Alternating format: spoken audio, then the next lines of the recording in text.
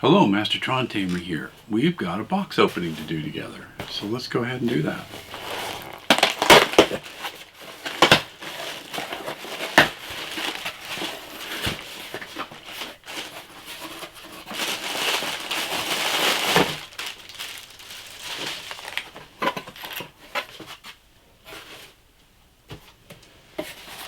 Okay, so this is what we're going to be looking at, is this little cassette radio.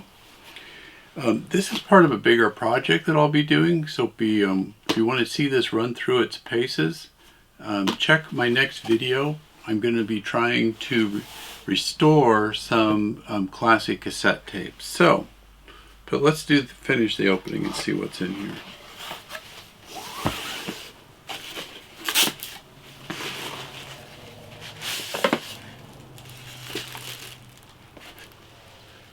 Well, before I move the box, it has an AC cord.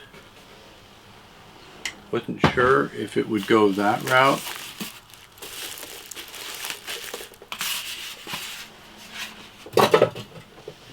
Or have a wall wart. So it looks real well packed. I don't think it's been out of the box before. Looks good. And here's our device. So that's everything. Some very simple instructions. AC power cord. Let's go ahead and hook that up.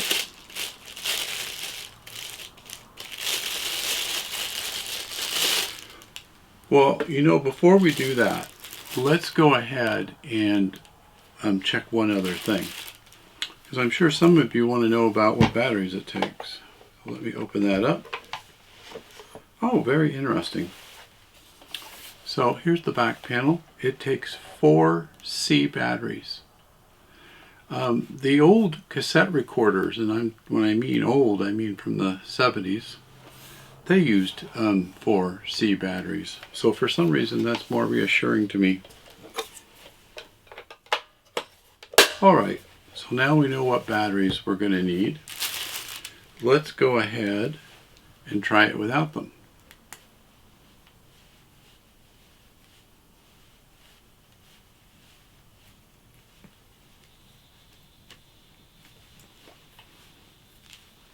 Okay, standard cord, 2-pin.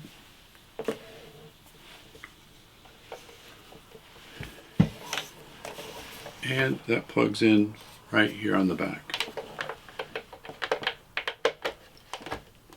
Takes a little bit the first time to get that seated, so if you have one of these, make sure you get that all the way down. And I'll go ahead and plug it in.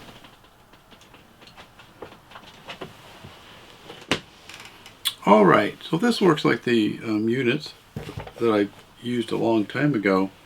We'll have the ability to do both radio and time. Let me grab some glasses so I can see this a little better. Okay, so there's a switch right here. This is going to switch between tape and radio. And switching it to radio should be all we need to do to turn it on. Okay. And then this button on the top over here is AM or FM. And then it should be a matter of doing a channel.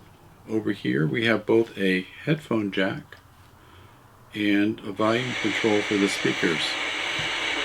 Well, there's some classic old static.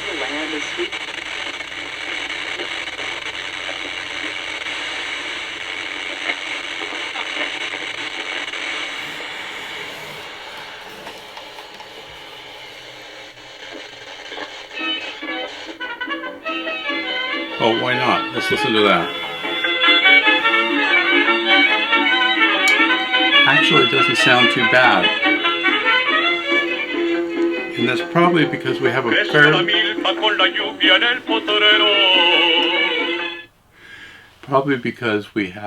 really large speaker. But yeah, the tone. Qué buen caballo va montando el caporal. las campanas del santuario están doblando. Yeah, for the size, it actually sounds pretty good. We also have, like I said, the ability to put headphones if we wanted to get that working. Oh, and if you're going to use FM, right here, kind of hidden under the handle, is an antenna, which is going to get us even better reception.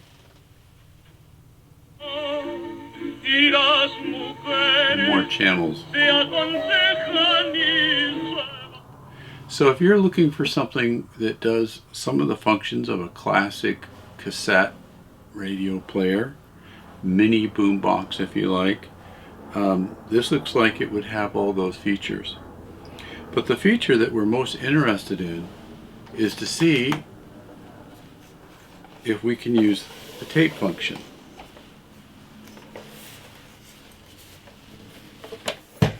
So,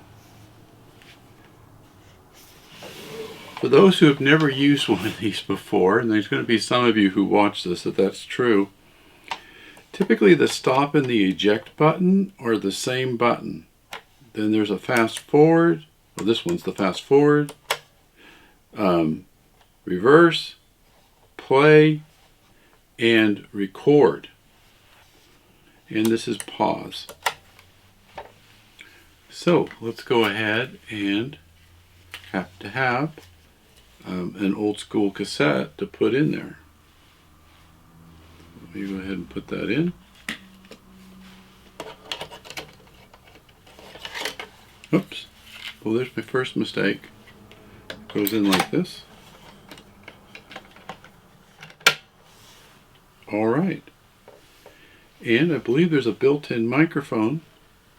So let's start it and see if we can record something. Now you'll see I pressed down the record button and the play button went with it. That's also normal because record is just sort of like a special play, an extra capability. So the only thing I'm a little nervous about this, if I was actually using it for recording, is the fact that the motor sounds kind of loud. You who have only used digital devices aren't used to that, but the motor can actually be an issue, and we pick up hum and other issues from the motor. So that's the only thing I don't like.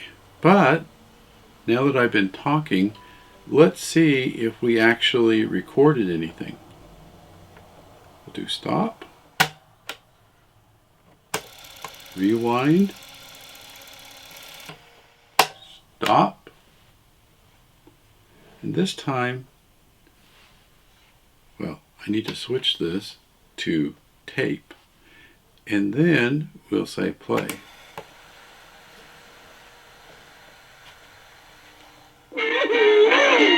Oh, that's even better.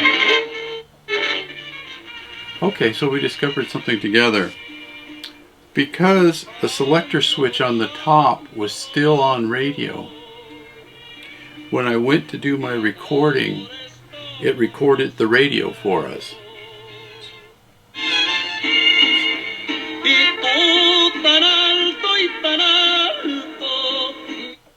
Given that it's analog tape, it actually sounds really good.